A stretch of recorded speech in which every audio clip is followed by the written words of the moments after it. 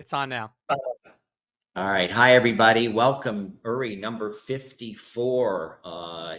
our webinars here, and welcome everyone. We'll begin shortly, but we do these monthly on the third Wednesday. This month, we decided we'd focus on women in law firm leadership and showcase some of the highlights of our conference we had last month in Chicago. And Elise Holtzman on our faculty and a co-chair, and Jacqueline Newman. We're honored to have them with us today to share some of those highlights. And as always, we'll present lots of data, and we will get started very shortly, officially at the top of the hour. Give it about 2 minutes for people to gather. Uri, nice to see you, my friend. Thank you, number John. 54, I feel old. Oh my goodness. John, we haven't spoken last week, but I became a grandfather. Talk about feeling old. I became a grandfather. That's what I hear, and you put on a few gray hairs, I'm noticing, and we have a new Whatever I have president. left. So Yeah. what's happened since we were last together? Yes. But Yes. good to see you. Pleased to invite Elise Holtzman. Elise is the founder and CEO of The Lawyer's Edge, and you'll learn more about what she does and a program for women, specifically business development, called Ignite. So, Elise, welcome. Thanks, John. Always happy to be with you. Are you really? Are you really? I am. And Jacqueline Newman. Jacqueline, so good to have you. Jacqueline's a real life managing partner with a firm in New York. So Jacqueline, welcome. Tell us a little bit about your firm, what it does. So my firm is Berkman Bottger Newman Schein. We are a strictly matrimonial firm, which means we do divorce, prenups, everything relating to the marriage. We have offices in Manhattan, Long Island, Westchester, and we just opened in Florida. Wow, Yes. What town in Florida? I'm In coming Boca. from Florida today. Boca. Boca, I'm up in the northern part of the county, and I know, Elise, you spend some time in Boca, have some grandparents and parents here in town. It's starting to cool off in South Florida, which is nice to see, and we avoided the most recent hurricane. Before we get started, a few shameless plugs. Balance of 2024, we're going to do our webinars. We've got our weekly going out, the listserv, MPF calls. Jacqueline has a really neat Zoom community she's building. You'll learn about that more. And all this stuff, all these webinars and whatnot, we have archived on our website, the recordings, the handout materials, and we've had a nice menu of topics this year. Hey, John, go back one slide. Where's What's the where's the conference, the May conference on this? Uri, keyword 2024. It's 2024. No, Okay, our big show is in May every year in Atlanta. Elise has been on our faculty. Uri's a regular and does some facilitation. And Jacqueline, I believe you've come a time or two. Check out that event. You'll learn all about it. Today's program, Uri, why don't you set us up here? Well, today we're going to talk about women in law firm leadership. As was mentioned earlier, this is a recap and some of the highlights from the program just a few weeks ago out in Chicago. So today's program, just over 50 managing partners and law firm leaders will be here. We have survey results from when you at the time of the registrant, and as we did in the previous 53 programs, 53 programs, we have audience live polling questions. The on-demand recording, we'll have this ready for you. And of course, I don't know if there's any handout materials for today, John. What do we got for that?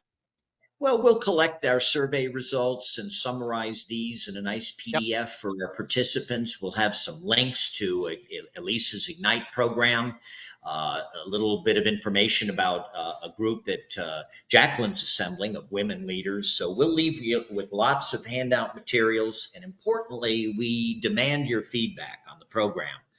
That's part of the deal. Tell us what you think, good, bad, future topics, all those things. We are listening. And in fact, Jacqueline and I, as we were assembling, we're talking about topics for next year's fall symposium, which is by women, for women, all women faculty, and they let me sneak into the room. if I behave myself. So I get the glare from Elise from time to time when I start misbehaving. But it's been a great program that we've launched since COVID.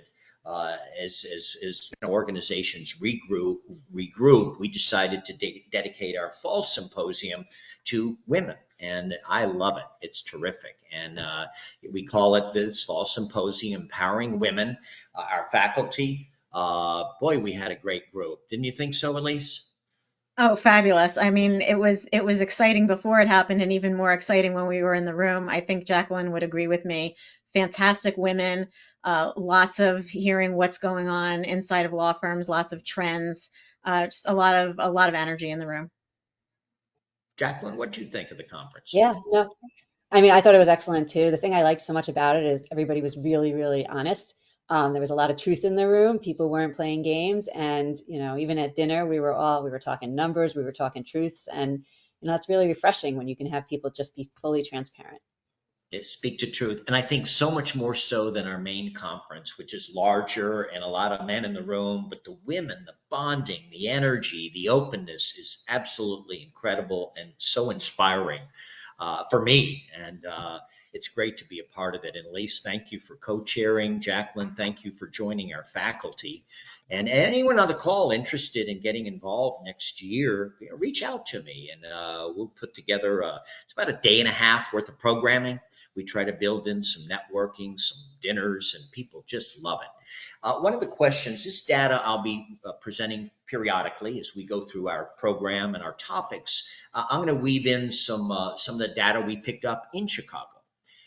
This is about 50 women from all over the US and Canada, mostly mid-sized firms. And we kind of kicked off by kind of setting the stage. What's your firm's top priority over the next year and a half? Jacqueline, were you surprised when we gave them these choices that talent retention's the biggie? I wasn't. Everybody seems to be saying that they just can't find good lawyers anywhere. And when they have them, other people are stealing them. So I wasn't surprised by it. I mean, I think that, it's interesting. There are more people in law school than ever before, and yet I don't know where they go after law school because we're having a hard time pulling them in. I was out in California last week talking to a bunch of defense lawyers, and this issue came up. We can't find talent. We can't find talent. Yet, as you say, the majority, the law schools keep cranking them out. Well, where are they going? Where are they going? And, those are interesting questions to consider. We like to vote, everybody, and I got to toggle back and forth, so forgive my klutziness here as we do introduce our polling questions. People love this, so we'll bring them on. And our first polling question is, and this is mostly for Jacqueline and Elise, to just give us a sense, if you would please, vote early, vote often. How many lawyers reside at your firm? And here come the results. Vote early, vote often. I'm watching everybody. And I teased that, I live in Atlanta these days, and we didn't have to recount much this year, but we know how to we've learned to count some votes. Here are our firm sizes. And with that, let's jump in. I got to go back to my deck here again. Excuse my awkwardness. They upgraded Windows and it's thrown me off. It throws everything in the computer off. Firm sizes, data. People love the data. And so let's bring it on. And when you register, we asked what percentage of your firm's attorneys are women? John, we're still looking at the poll. We're still looking at the poll. Yeah, Right. do you want me to close it? Yeah, if you got those authorities. I did. Did I I get did. that much control, Larry? I'm surprised because Yeah, I'm a you little did. bit of a I control know. freak. Yes, No, you are. John, not you. No. Elise and I have very similar personalities. We'll talk about personality profiles in a moment. Let me go back here and get to PowerPoint and get back to the show. So here's our demographics in terms of women. And what are we seeing here, Uri? And then I'll ask, Elise and Jacqueline to comment a little bit. Percentage, total, head count, percentage of women at your firms. So when you registered, we asked what percentage of your firm's attorneys are women. So here you see, for some firms, for quite a few firms, it's over 75%, over 50%, but squarely half the firms or more have half women, right? And yet, look at the next registration question. What percentage of firms' equity partners are women? Um, Totally different, isn't it? Um, Elise, why don't you comment? Jacqueline, and then John. It's not surprising. We know this kind of industry wide that we've gotten very good at hiring women into law firms at the junior levels. Law firms have been graduating women at the rate of 50% for 25 years. And so Mm-hmm. when it comes to DEI, law firms have paid attention to the gender issue and they've been hiring women for a very long time. What's happening now is that we see that fewer and fewer women than we would like to see are moving into leadership positions. They're not moving into partner roles, equity partner roles, certainly not as many on management committees, particularly at the more mid-size and larger firms. And there are a lot of reasons for that. Reasonable people can differ as to what's going on. But one of the things we know is that it is worth trying to retain talent. Obviously, you saw that in the survey that people want to retain their attorney talent, and that's true of retaining their women attorney talent as well. So there are things that firms can do to help retain their women attorneys and all of their attorneys, and we're going to talk a little bit about that today. Well, We've first, the asked a question to similar Jacqueline is, where are they going? Jacqueline, your question from before, where are they going? Yeah, I mean, I don't have an answer for that. I can tell you, I think, especially being that I'm running these groups that we'll talk about a little bit with women managing partners, there's not a ton of us. And very often I am one of the only women in the room. And Yeah. so, I don't know what's happening. I think to Elisa's point, I think that basically people are tinkering, kind of leaving when they get to the higher levels or just not getting there at all and not getting the opportunity. But, it's nice to see that, firms are trying, but they got to try harder. The ABA publishes periodically a report on women in the profession, and it reflects exactly this data we're presenting. Law firms hire them up. They've been the majority of graduates, but they just don't seem to be breaking through to become equity partners in the same percentages. And as we move into leadership, to your point, Jacqueline, there aren't that many women managing partners. We're seeing more and more, about 22% mid-law are run by women, which is great to see. But yeah, these ABA reports suggest they're going in-house, they're having children, they are, just phasing out of the practice of law for a whole slew of reasons. And, it's been such a male-dominated profession for decades. We're making strides, but frustratingly slow, I believe. So, diversity is important to clients. It's important to retention. I was stunned by this result, Uri, at registration. Does your firm have a formal DEI policy in place? And this is a webinar about women in leadership. And I was stunned to see not more firms having formal DEI programs and really getting intentional about this. Jacqueline, how'd you respond to this slide of our 50 people with us today? It didn't surprise me because I'm in Chicago. We had a conversation that was similar to this, and it was probably similar results to some degree. A lot of firms don't. I think the bigger firms will have them. I think the smaller, mid-sized, smaller firms aren't going to do something formally. They should, and I think that everybody's kind of working toward it. But I would think that it's much more of a big firm thing than a small firm thing. Interesting. And a key word here is formal, Right. but the mentoring, the sponsorship, all these good things, the work-life balance, the remote working option, those are the kinds of things that young women seek and often demand of their employers. We're going to talk a little bit about personality assessments. We're going to talk about firm culture and the balance with profitability. We'll phase into a brief conversation about trends and compensation systems, and then wrap out with a discussion around marketing and business development. We'll spend about 8 or so minutes in each of these main areas. I always like to include these impact slides. That's what I call them anyway. So Elise, you presented a 3-hour workshop on a personality tool called Type Coach Verifier Plus. Kind of like a Myers-Briggs, similar results, and you and I are spot on, the same personality. Talk to us about these assessments, how they can be used to build the culture, and used as good, recruiting and retention tools. I think there's a lot of skepticism. I know there's a lot of skepticism among attorneys about using personality tools. And I get it, right? I practiced law.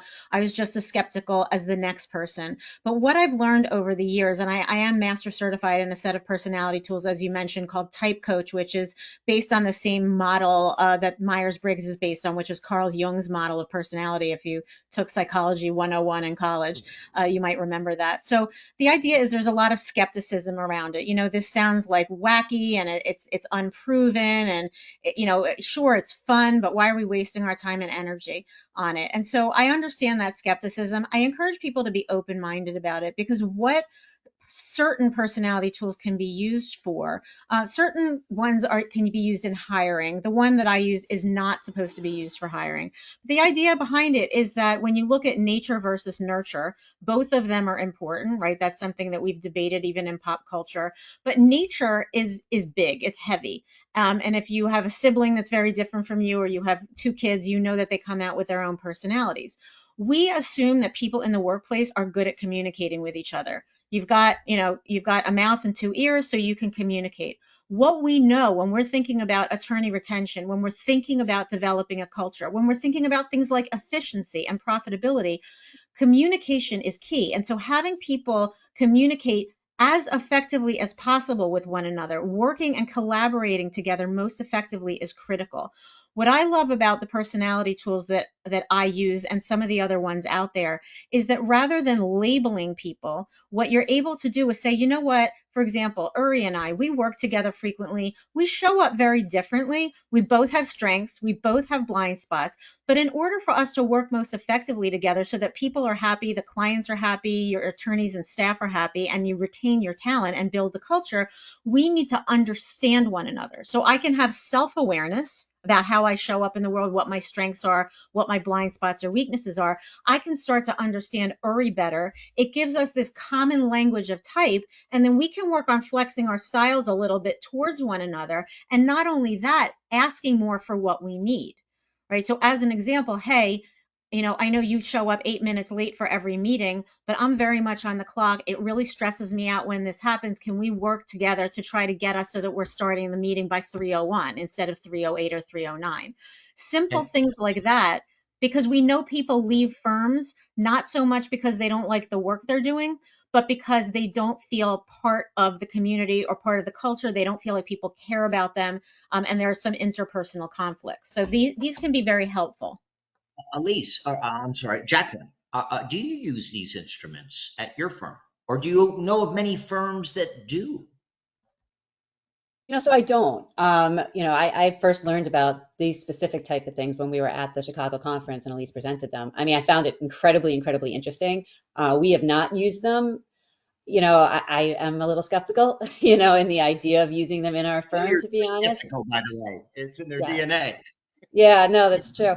But yeah, I mean, I think I could see doing it on something when we're as a firm as a whole, like maybe on a retreat or something like that. I don't see myself doing it necessarily in a hiring capacity, even though I know you stress that these are not used for hiring capacities. But I do know one firm that does use personality assessments, not this one, for hiring, and I know people have been very turned off by it.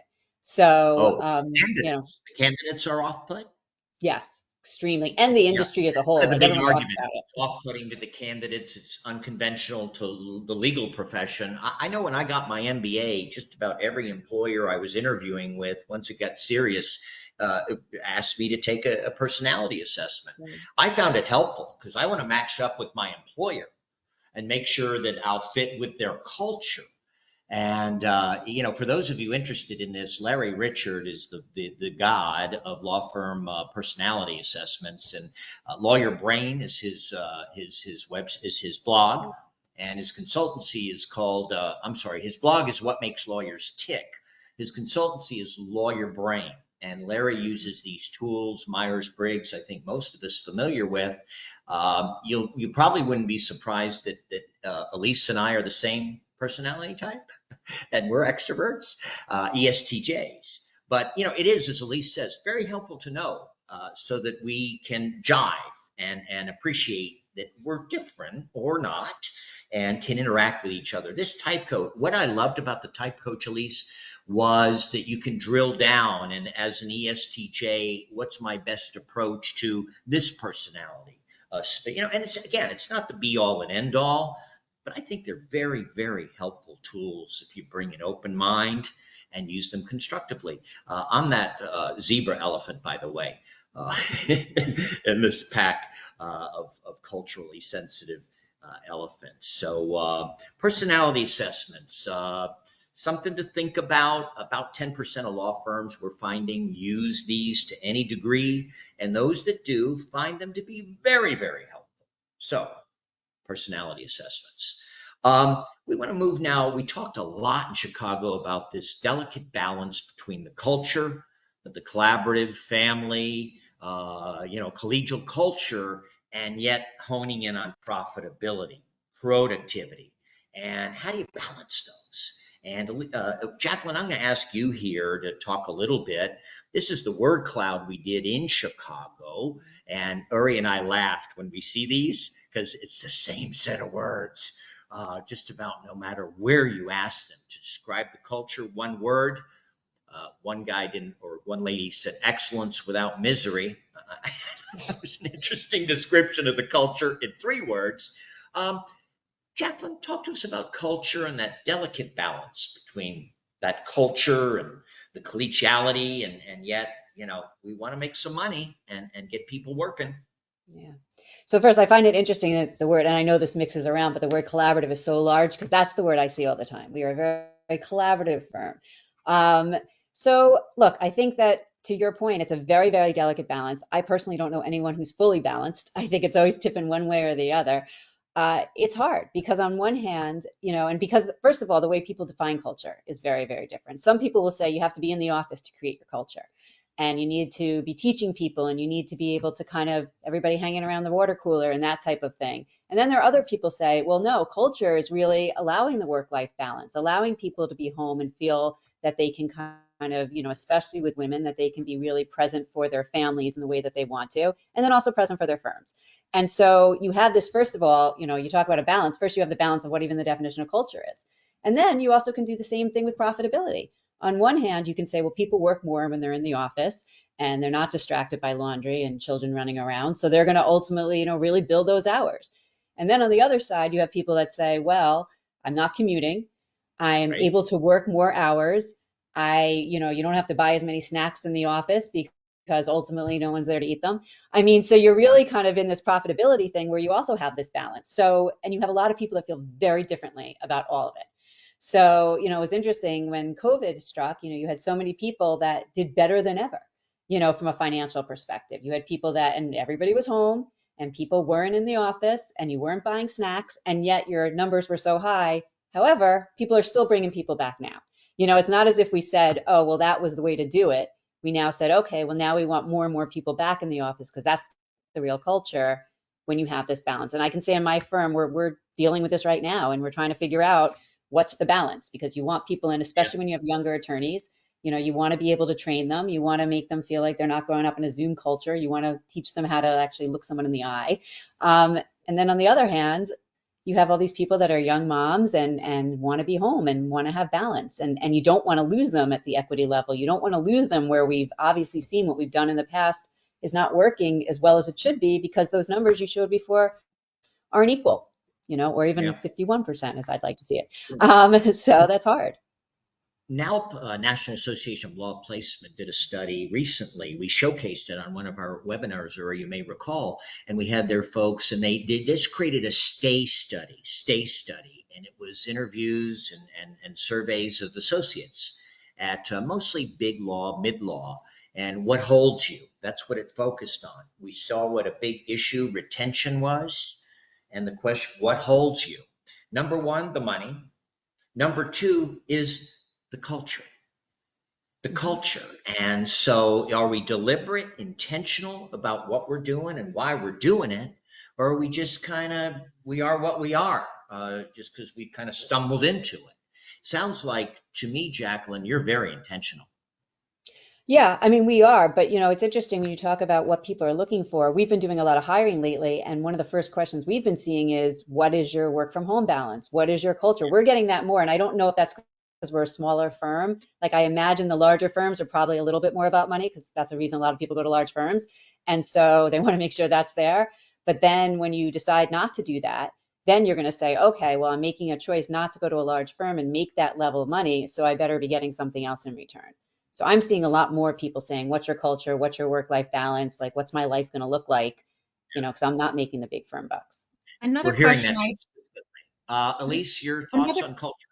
Yeah, a question that I think that managing partners and law firm leaders are telling me that they're hearing all the time is, how do you invest in your attorneys? They want, so part of the culture, whether people are working remotely, hybrid, in the office, is now the younger generations very much want to be part of the conversation. They want to be invested in. They've been invested in their whole lives, right? You got the kid, the private soccer coach, and they took all the different classes, and they were in the clubs, and they went to the universities and did all the things, and they want to continue learning. So they are asking questions like, well, the other firm down the street has programs for becoming a better lawyer, has business development programs, has all these sorts of things. What do you have? And so that's one way to create culture, by letting people know, hey, you know what? You are valuable to us. We do want to retain you long term. And because of that, we're willing to make investments of you in terms of time, energy, and money. John, you mentioned mentoring programs, sponsorship programs. Those are the kinds of things that can help law firms stand out in a crowded field, when they are offering those sorts of things, so that people feel that they're growing and developing, and that you care deeply about that. Ari, comments on culture? Yeah, well, I think especially in the New York firms, there's so much emphasis talk on, are we in the office, are we not in the office? And I think that's the obvious tension, and that's obviously clear. But, and I think you said it before, John, being the culture is more than where you are physically. It's just that's an easy way to talk about it, an easy plane for everybody to speak of. But are we a firm that helps people grow? We can grow on Zoom, we can grow in person, but we're a growth firm or we're not. We're a siloed firm of a bunch of solo practitioners, or we work as a firm that transcends that. So I see a lot of people working on culture transcending it, because I think one of the things we've learned over the last couple of years is the location where people go, and the pendulum's going back and forth, but we don't know where that's going to land. So we try and firms are trying to focus on the other stuff, and that really No. transcends where you're actually sitting. No, I That's think what I a see. culture that cares about its people. We Yeah. care about one another, and we demonstrate it through deeds and actions and interactions, and the things we do, our firm events, the firm retreat, the regularly scheduled meetings where we can collaborate, Yeah. sometimes remotely. The world's a changing, and law firms, as we all know, are a little slow to evolve and adapt. Here's a polling question. We're going to do the culture, and now let's talk about the money. And here's our polling question. We've got 73% of you in. I'll turn to you, Jacqueline. Does your firm closely monitor profitability like a hawk? Fairly closely, we could do better, hit or miss, or not really. What do you think we're going to see here in our polling result?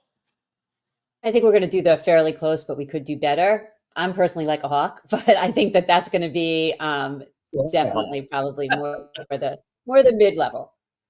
One thing you talked about in Chicago, Jacqueline, jumped out at me is the discipline around get your time in, get your time in. And, that's really not up for discussion if you consistently miss, and that's part of your culture is the discipline of timekeeping practices and such. Care to talk to us about that?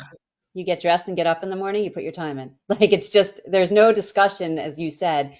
Everybody has their time in first day of the month, 10 a.m. I will be texting you if it's, honestly, I'm impatient, so it's usually 9:58, but I am really texting you in big bold letters if it's like 10:02.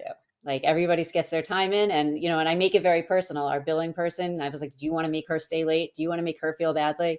I was like, because if you're basically, you make them responsible. I put a lot of guilt out there, and you know what? It works. I just want to mention one thing, Jacqueline. I think John and I discovered that at the event in Chicago that we're lucky we don't work for you, Jacqueline, because we'd be afraid about the time.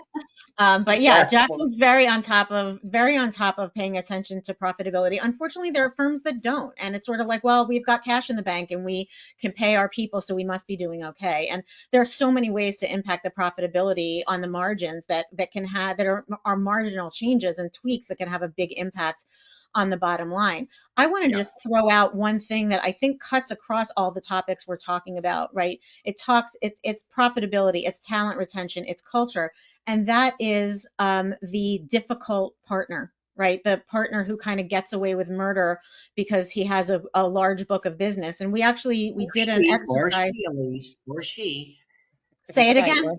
Or or she. she Or might have a she, big yes, book. of course. So all right, we'll go with that. So yes, she's very difficult, and she has a big book of business, and she's able to get away with what. And people see that. Look, your associates see it, your counsel, Yes. your junior partners see it. And Yeah. so if the person's not getting her time in, if she throws a fit because she doesn't get her way. I was just working with a law firm recently where they see somebody as this up and coming partner who's going to have a big book of business, doesn't yet, but they think he's going to have a big book of business, and he behaves very, very badly, but everybody tiptoes around him. And so when I've we never allow that seen that, Elise. I've sort of never seen Never, right. But I that. think that this is something that people are, as people get more into the idea of running a law firm like a true business and having policies and procedures in place and building the culture and retaining the talent. I think people are going to be paying more attention to this. And at the conference, as everyone on the panel knows, we did a case study on, what do you do as a law firm leader if you've got someone like this in your ranks? So it's something that I think that people should be considering when it comes to these topics. Yeah. It was, what was it? Addressing the thorny issues, be direct, address them, and keep the culture, perhaps an important mindset for managing partners. What are you willing to tolerate in terms of chronic underperformance, disruptive behavior?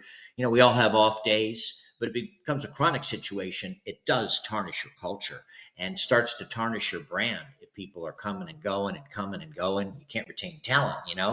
People ask, what's up with that?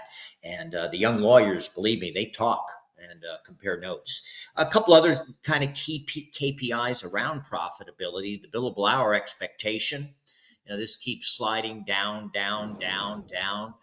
There was a day it was up at 2,200 hours. Now we seem to be settled on about 1,800 hours is the expectation. Jacqueline, what's the expectation at your firm for the I associates? don't even want to say.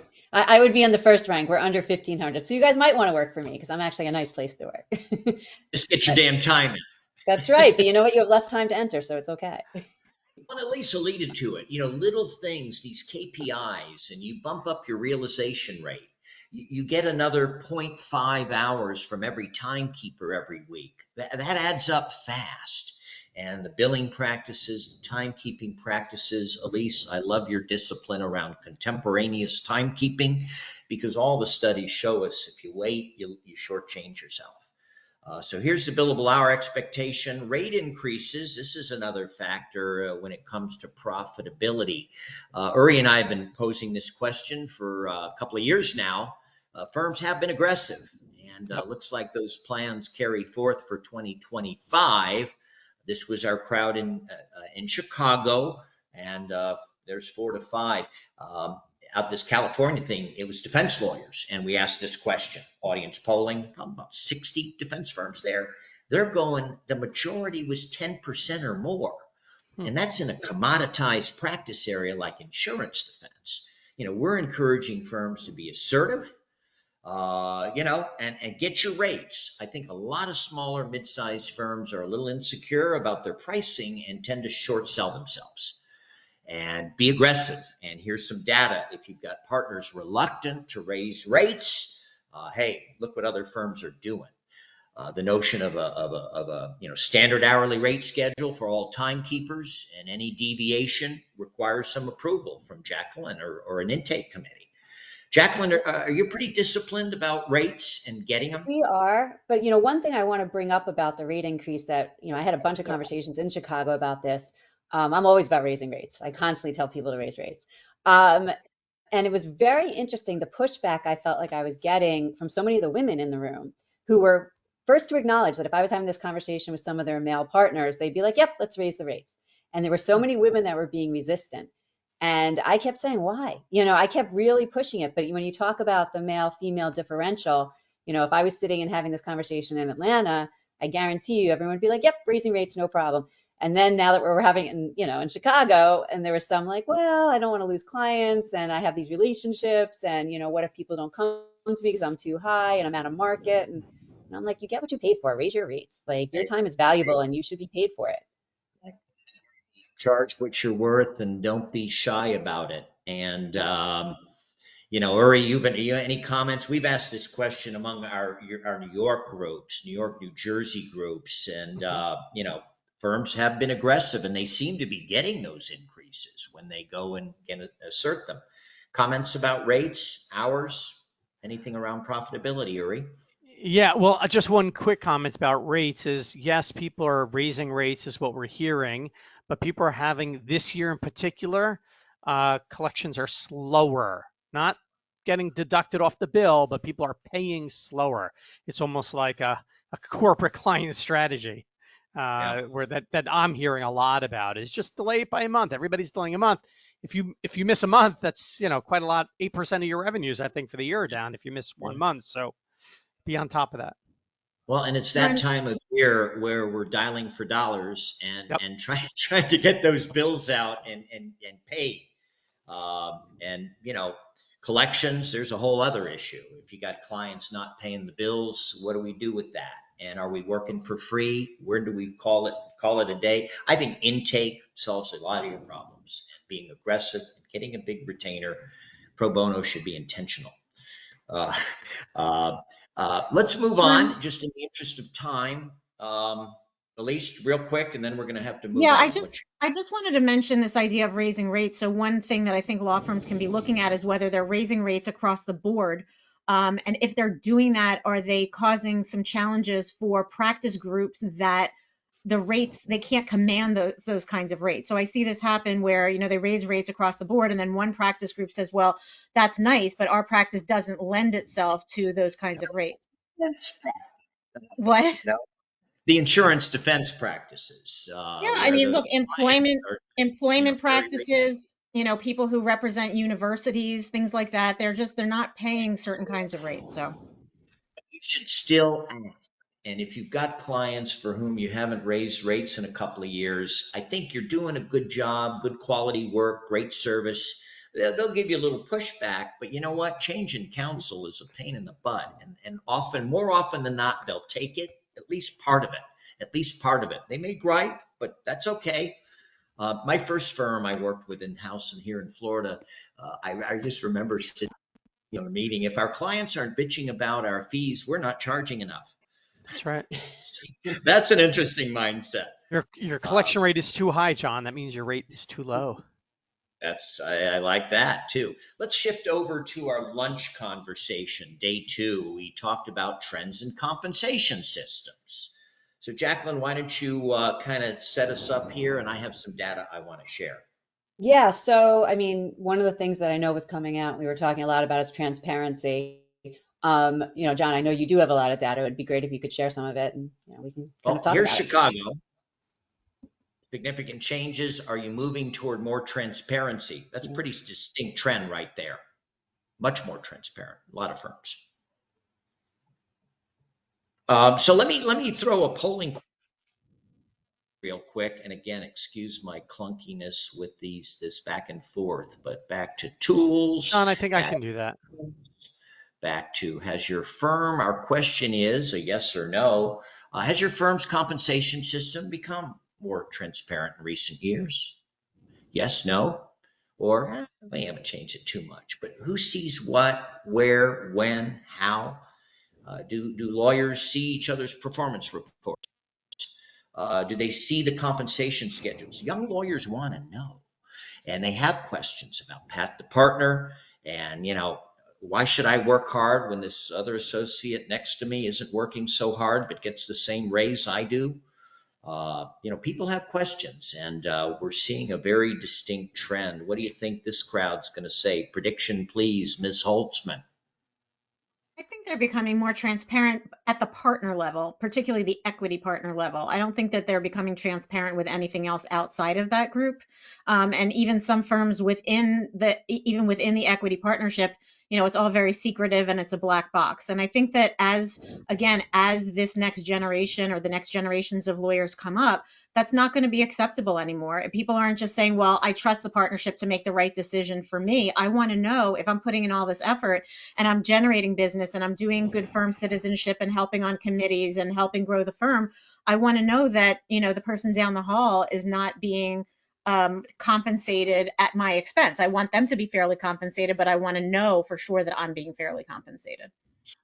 We're encouraging the more the partners, the owners of the firm are willing to share information about decision making, compensation, path to become an equity partner. That's engaging to younger lawyers. We want to retain them. We got to share a little bit. They have questions they want to know. And Jacqueline, you can probably attest the questions you had as a young lawyer, you probably wouldn't dare ask. No, Some what you're hearing from your young lawyers today not even a little about bit. some of these issues. Yeah, no, So, I mean, oh, sorry. I was just going to say, I agree very much with Elise, and I'd be curious on the people that are being polled, how many of them have young attorneys? Because the Hmm. young attorneys, it isn't acceptable. They really want to know what's going on and they want clear paths to equity. They want clear paths to partnership. They want clear paths on knowing what they're going to get at the end of the year. and folks, don't think for a minute that these associates don't compare notes when Oh, they get their bonuses, their raises. They compare notes, and so they'll make stuff up if they're not hearing from leadership. Do the associates see each other's numbers? I don't know. There's the notion of gamification. If I'm on the bottom of the list month after month, maybe that gives me some incentive to up my game. But so often, as we say, the equity partners are just reluctant to share much with the associates. But I think, you got to share if you want to retain and keep people in there. Uri, comments on profitability or any of well, these things? I think the transparency is a theme that we've been hearing, and even as our conversation has weaved in today, it's less about how people get treated as much as, and that's important, but it's even more so how you are perceived as how you treat different people. That's really Yeah, important. It's favoritism. not Yeah.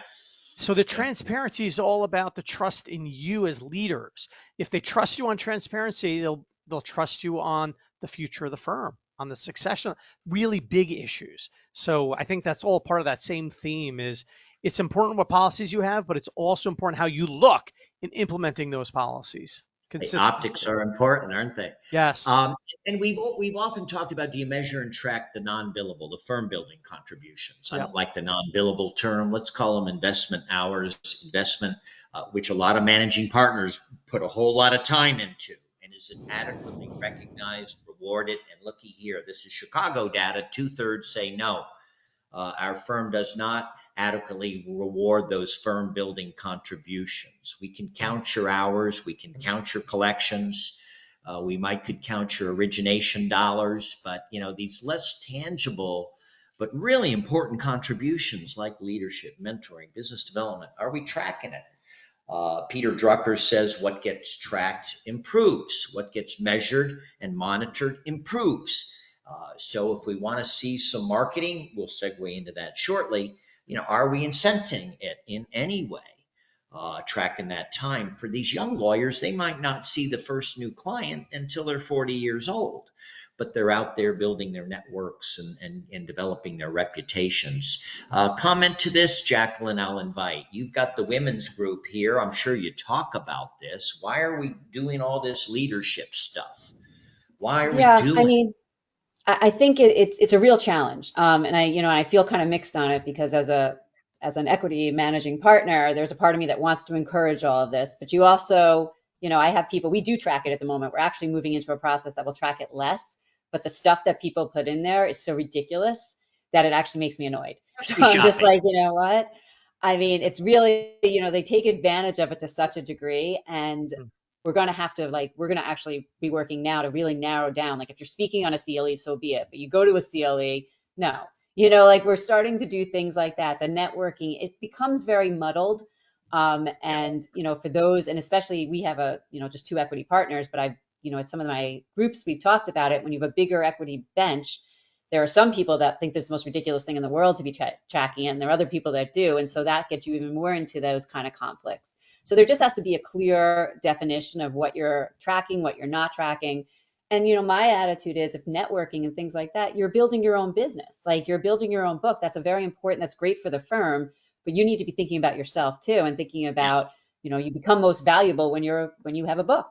And so, yeah, you find your networking now, but are you going to get a double credit from me? And then also, your future credit, it's kind of a balance, but people have to take, I think, more responsibility on their own to be building their own book and taking their own, Couldn't they take agree. value from it. The idea of defining what counts in terms of the investment time and being clear and setting up the codes. It's just not, marketing. It's taking this client to lunch, going to this meeting of the Association of General Contractors. What counts, and being clear on that. Grocery shopping probably doesn't count. Going to church or synagogue probably doesn't count. So defining that and then setting up the categories within your time and billing software to capture, speech preparation and presentation, article writing and submission, taking clients to lunch, things like that, and defining, being clear about it. I hear from a lot of associates, they talk a good game around the marketing and the business development time and such, but at the end of the day, all they really care about are my billable hours. That's what's in the reports. That's what they talk about year-end, evaluation. So I'm going to play to, they give it lip service, but I'm not perceiving measurement rewards around it. John, And I I'd like think, to I would just want to jump in. I'm sorry to interrupt you. I want to jump in on something that Jacqueline said, because I think that there are a couple things going on here. One is, I think it's very important when you talk about what you're going to measure, that goes to the culture. When you are saying yes, this is what we value and this is what is important, that's part of culture. And whatever it is, that's fine for your firm. Just be clear on what your values are and what you want your younger people or all the people in your firm to be seeing that you care about. The second thing is, I think that in terms of tracking these things, I think it's important for firm leadership to know what the attorneys are doing. And that's one of the reasons that I encourage my clients and to be tracking some of these things, because if you see that so-and-so is going out and engaging in networking at a young age and trying to do some business development, maybe this is somebody that you should invest some time and effort yes, in to help them become a business developer. But if they never write it down and you have no idea what they're doing, then you don't know who your superstars are when it comes to that. And I think that that's true of firm service. If there are people throwing themselves into firm service and they're doing too much of it, and by the way, a lot of women wind up doing too much of it because they were yeah, socialized that this is the way to succeed, yeah, is to help yeah. other You're going to people. chair this committee. Right. Then you can help them You're roll going it back and say, you know what, we want to encourage you to be a little more quote unquote selfish and focus more on business development and less on this committee work. Somebody else can now take the mantle to run the mentorship committee or the associates committee. So I think that the data is important. And I think consistent messaging from the equity partners. The corporate head says, oh no, we're diligent about the non-billable contributions. And that the head of the litigation group says, screw that, get your hours in. Don't worry about it. I'll feed you. Everything's good. So you get mixed messaging within firms too, which is very confusing to associates. And you get the partners sharing information with their team that the other team over here doesn't get to see. Yeah, you're creating subcultures within the culture, and just being very consistent about this sort of stuff. We've got about 13 or so minutes left. Time flies, doesn't it? And we want to make sure we cover marketing, business development, and then talk a little bit about some of the things we mentioned earlier with the 20. Well, I don't want to blow it. Elise, I'm going to give you about 5 minutes here to run us through marketing, business development. This was the polling question you asked to include. Uri, can you run that question for me? Sure can. Thank you very much. So, Elise, go on while people are voting. Talk to us a little bit about marketing, business development, and kind of what we learned in Chicago. Right. So, as everybody who's on the faculty of this call knows, I'm very passionate about this issue. Nobody taught lawyers business development and marketing in law school, and understandably, most law firms aren't teaching it either because that's not their business. Their business is to serve their clients. Having said that, we all know how critical it is, and you wouldn't put a lawyer in front of a judge without some training. You wouldn't have them take their first deposition or defend a deposition without some training. And so people sort of say, well, the cream rises to the top. If they have the fire in the belly, some will figure it out, some won't. What I have seen, what I know is that it is absolutely possible for people to learn business development, because if they have a choice between doing the work on their desk, which they know they know how to do, and they're going to get a billable hour credit for it, and they feel good about it, versus doing something speculative that they're not really sure they know how to do, they're going to default to the work on their desk every single time. And so when you invest in your people, and it may not be every single person, and it may be only at a certain level, but when you have programming to invest in your people, to teach them, nurture them, explain to them what it is and what it isn't, help them find what is a strength for them, what works for their marketplace, not only are you going to create consistent business developers and even rainmakers, you are much more likely to retain your talent, because again, it goes back to them feeling that you care about them, you're investing in them. And Elise, I think, yeah, it is an investment for sure. Here's some benchmarking data. Elise and I are very involved in the Legal Marketing Association, ALA or LMA. And here's percentage revenue invested in your marketing business development. I Some don't think firms we will count our there it is. dues in these, some won't. What now? No, we didn't see it for a second, but we did. So does your firm track that business development time? Pretty even split on that one. Jacqueline, you talked a little bit about that, and how it's hard to value this non-billable stuff, difficult to quantify. Do you have some kind of formal training program at your firm? 2 out of 3 say no. And at least I got to think this is where personality assessments might help us identify the folks with rainmaking potential, leadership potential, mentoring potential. Right. So what's Because it's kind of interesting in their is, DNA. yeah, I mean, look, for some people it is in their DNA, and that's when you hear people talk about, it's like the Supreme Court definition of obscenity. I know it when I see it, that kind of thing, right?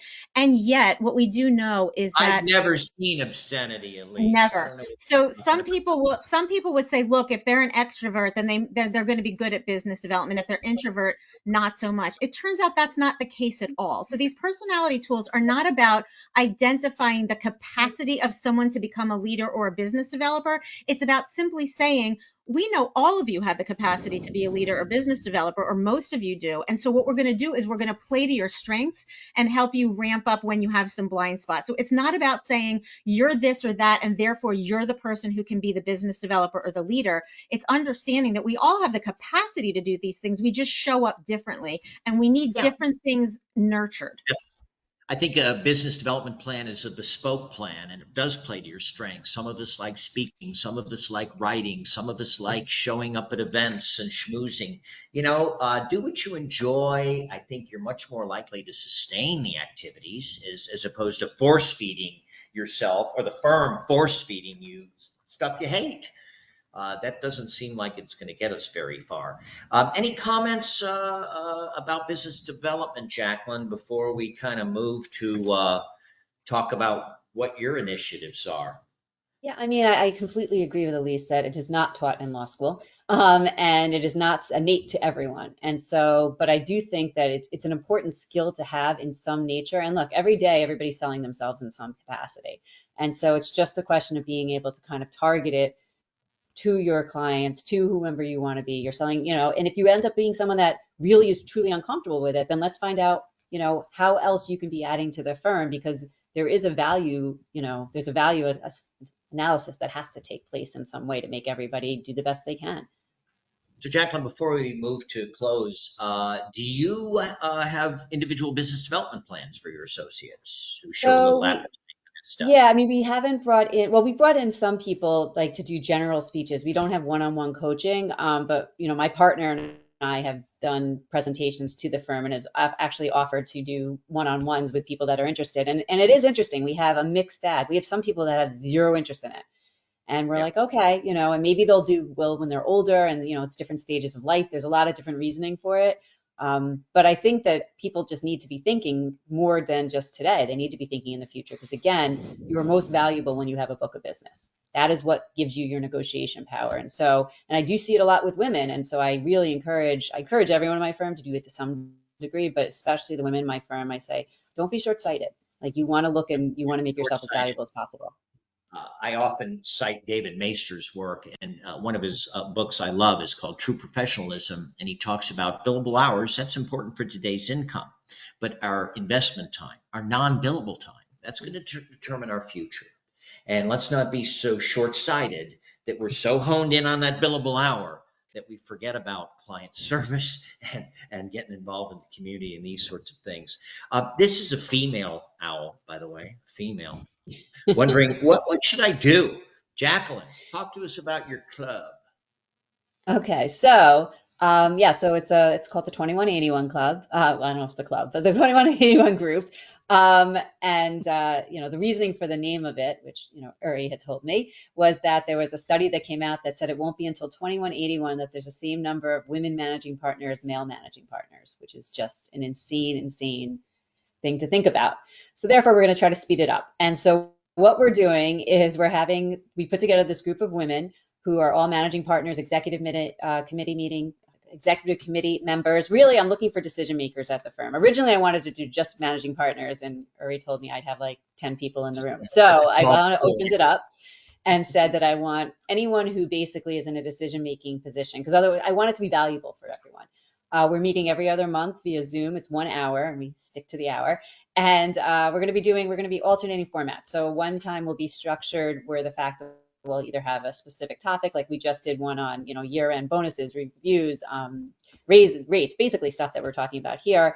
And then the second one is going to be more of an open forum where you can kind of go around, you can talk about things going on at your office, and you really use this group of, excellent, educated women who are in a position to understand you and your woes. And, I joke about it being, group managing partner therapy, but I think it's going to be very, very helpful for people to be able to just talk about what's going on and really get feedback from the room. As I said, if anyone is interested or knows somebody who would be a good fit for this group, please feel free to reach out to me at my email. Reach out to Jacqueline, and we'll include this in the follow-up we send everybody registered. If you're interested in learning more, becoming part of not a club, it's a group, reach out to Jacqueline, and she's we want to make sure it's really, really high level, and that whole familiarity and trust level that develops and the sharing, it's incredibly valuable and can be therapeutic at times to find a group of like-minded people who are willing to open up, share. Jacqueline, I really commend what you're doing here. And Uri, you were the grandfather of the 2181. Right? It was a joint venture, and changing, as Jacqueline said, let's move up that 2181 date just a little bit. Yeah. And it's not a gang, it's a club, or excuse me, a group. That Saturday Night Live skit. It's not a gang, it's a club. So noted, folks. What a great resource, and it's not going to cost you a penny. It's an investment of time and a really worthwhile community. And really, Jacqueline, great job. Elise, you got some cool stuff going on. Tell us about Ignite. I do. So we're going into the third year of our Ignite program here at the Lawyer's Edge, and it's a 9-month program specifically for junior to mid-level partners who are women at your firms. We occasionally have counsel or a senior associate where the firm says, hey, listen, this woman is high potential for partner. We want to invest in her. And the whole point of it is to have 3 things happen. One is provide the proper content so people understand what business development is and how to use it, how to use skills, develop the skills in a way that makes sense for them and their firms. The second piece is coaching. So they get group coaching as well as individual coaching. And the third piece is community. And the community, as Jacqueline says, amazing things happen in a room when you've got these women in the room. Within the first month, they're typically referring business to each other. They're helping each other out, supporting each other. And so it's kind of an intense 9-month program where we see people really move the needle. They really start to understand what it is. They shift their mindsets. They develop confidence. They're going out there and they are creating growth for their organizations. And so that's the goal here. And so we are opening registration. We're going to have two 2025 cohorts this year, one starting in March of 2025, one starting in October of Look 2025. at you. And I know it's my big, hairy, audacious goal. And we've had, two phenomenal cohorts so far. And so I encourage you to go to our website, thelawyersedge.com, and find out more about it. Reach out to me. I'm happy to talk to anybody who is within earshot about it. It's very exciting, and it's turned into even a better program than I could have hoped for. So I'm grateful for the women that have already been in it and excited for the folks that are going to join us in the future. That's really cool. I find as we create, Uri and I, create these managing partner communities, they don't happen, at the snap of a finger. It really takes a lot of effort to bring together a group who trust, who share, and put out these Zoom calls, for example, these webinars, building these communities. It's not easy leading lawyers. And finding like-minded people, fantastic. And it sounds like, Elise, we haven't talked in a while, that your Ignite program is really starting to gain some traction. So that's It is. really cool. It's gaining traction. And I just want to point out also, the idea is to keep it small, right? So each cohort is a maximum of 12 women. And that's one of the reasons we're able to accomplish what we can accomplish. Yeah, small and intimate, where you really get to know the people. And we'll send information on our follow-up with links, but bit about what Elise is up to, and I've got to put a shameless plug in here. Our AI community. We're trying to assemble a collection of managing partners, both men and women, and non-binary folks, to learn about AI and wrapping our heads around where we go with this. It's here. It's not going away. There's a lot of information. We're trying to filter it down. What's relevant to managing partners, mid-sized firms, policy, training, integrating AI into our practice. It's not going away. And we've now got about 45 managing partners who've signed up. And our offerings, kind of like what Elise and Jacqueline are doing here, is regularly scheduled webinars on topics of interest. It's changing so fast. We're doing some Zoom calls. My colleague, Tony DeSimone, puts out a Tuesday tip every Tuesday morning. We got a listserv, and all of this stuff is archived for members of the group. So we're addressing that thing, AI and generative AI and ChatGPT and Claude and Perplexity. And boy, what do? Our people are using it. Do we have policy? Do we provide training? Our first webinar was on ethical considerations. 5 states have issued opinions about the integration of AI into the practice. The ABA has an opinion out there, but this stuff isn't going away. So you jump ahead of your competitors or not. We think there's a tremendous opportunity for smaller, mid-sized firms to jump in and really leap forward beyond their competitors. Here's our guidance to our listeners: that balance between culture, profitability. Invest in your lawyer's business development training and coaching around that. Maybe not everybody, but help your people build books of business. Those that want to move beyond grinders and service partners and command a book of business, help them out. Raise the rates, track the time, hone in on profitability, right, Jacqueline? That's right. Hey, take a look at your comp system from time to time. What does it measure? What does it reward?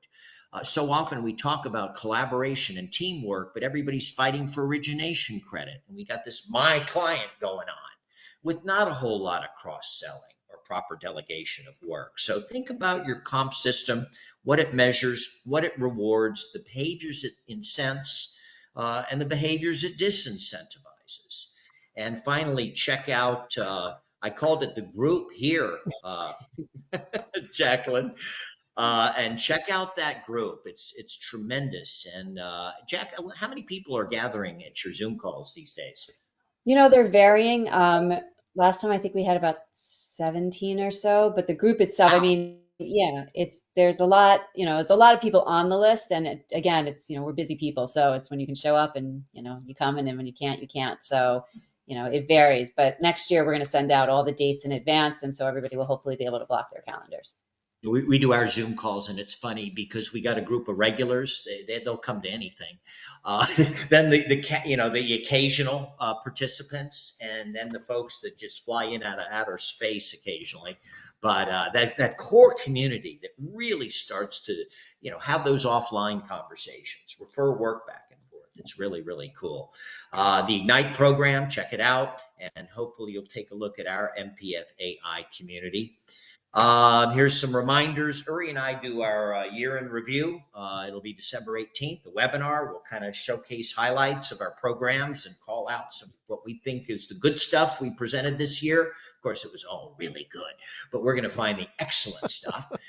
We're going to record. We're going to send you the handouts, the polling results. You got to give us your feedback. We really listen in on that. Our friends at Nine Sail do a recap for us. We thank them. And redundantly, check out our MPF AI community. Uri, anything before we say goodbye to everybody? Nope, this was great. We'll let everybody get their time back. Go build some time, right, Jacqueline? Thank Get you, your time Elise. in. Thank Thank you. you so much, Thank you, guys. Elise. Thank you, Jacqueline. And here's our Thank you. contact information, everybody. Everybody's open. Reach out, and we will be sending follow-up in the coming days, reinforcing the stuff we've been talking about. So thanks, everybody. Appreciate your being here. And Uri, you're going to get the last shot. Happy Thanksgiving.